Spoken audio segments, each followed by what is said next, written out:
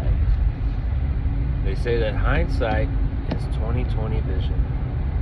Let's think about all the things that we've learned from 2020. We learned that the world economy, this just-in-time system, is ever dependent on, everyone doing their part. And if you take one piece of that puzzle out, the whole thing kind of comes crumbling down. So, no one nation is really self-sufficient in that way. We kind of all just rely on each other, which is very concerning with geopolitical problems when people refuse to supply certain commodities to the world market.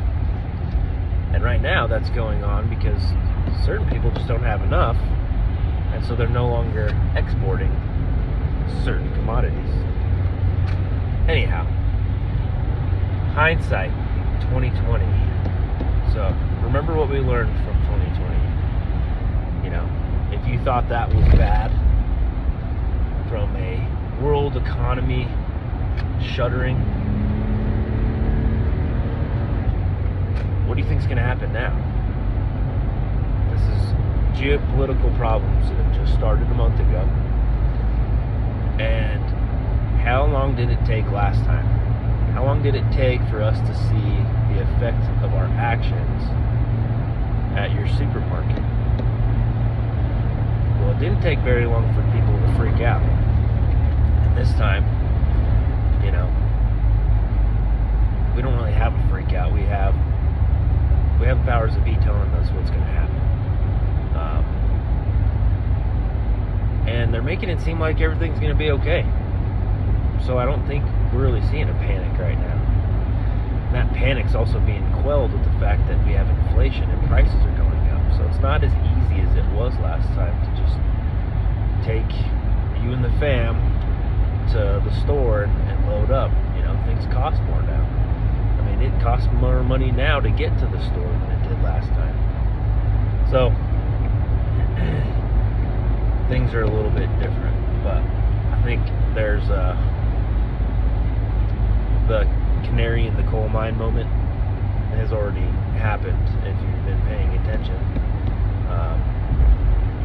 But there's a new normalcy bias, I think. It's like, yeah, there's food shortages, yeah, things cost more. Everyone knows that. But it's what are you doing? What are you gonna do about it? Hindsight, looking back at 2020, yeah, things got a little crazy for a minute. But I mean, if you look at your supermarket now, I mean, for the most part, at one point it got back to normal. So that is what the current normalcy bias is that, yeah, things cost more money, they're going to go back down. Some things are going to be missing from the shelves, but they're going to show back up. I mean, we shuttered the world's economy for a while, and look, for the most part, everything was okay. So I don't think that is going to be what happens this time. Me personally, and no one listens to Chicken Little when Chicken Little was running around saying the sky is falling, the sky is falling. You can't say the sky is falling all the time and have anyone listen to you. But what can we expect to happen? This geopolitical conflict is not over. The world stage, as far as it relates to food, is adjusting. I mean, we have, grapeseed oil and sunflower oil, that a large part of that comes out of Ukraine and Russia. So we no longer have access to that now. So these food suppliers are now having to change their recipes so that they can incorporate a different type of oil to be used. And that being said, now they need to change their prices too. So it's like, this thing is just affecting everything. But we're adjusting to it, seems like, and it's hard to say. I mean, we're where are we going to end up? You know, things are going to cost more because they're going to cost more because of inflation. Things are now going to cost more because of oil. And now things are going to cost more too because of the ingredients, the oil ingredients. Seems like a trifecta of doom. At least for your wallet. Anyhow, my worry, my concern is that things are going to get so bad, so expensive, that, you know, the people that are the have-nots right now aren't going to be able to shoulder the load like the people that are fortunate to be able to spend a little extra on, you know, X, Y, and Z. When that happens and you look down into the sweet little eyes of your kids and they say, "Daddy, I'm hungry," I mean, that's going to break you up, and you're going to do anything you can to feed your children. I know I would.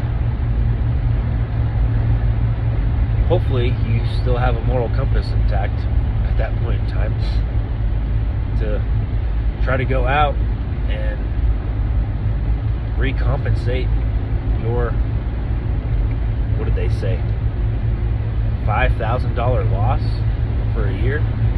That's what they're expecting the average American to be paying extra. I think that breaks down to what, $435 a month or something like that. So yeah, figure out a way to make an extra $400 a month before you go and start stealing from your neighbor. But not everybody's going to do that. We already have people right now drilling out people's gas tanks, you know, siphoning stuff. And before that, we had people stealing catalytic converters on their cars. So, what people will do, you know, we can assume and we can guess, and probably be pretty close to right. But you got to focus on yourself. What can you do right now? Well, things are pretty cheap right now. Probably as cheap as they're going to be for a while. So, get some. Get some to give away. Get some to help out a neighbor. You know, so they don't have to think about doing any bad stuff, I suppose. I don't know. But it's stressful. It's stressful. You just gotta keep doing you. Keep making good choices. And I think that I had a boss tell me once, people who are deliberate and thoughtful in their actions are oftentimes lucky.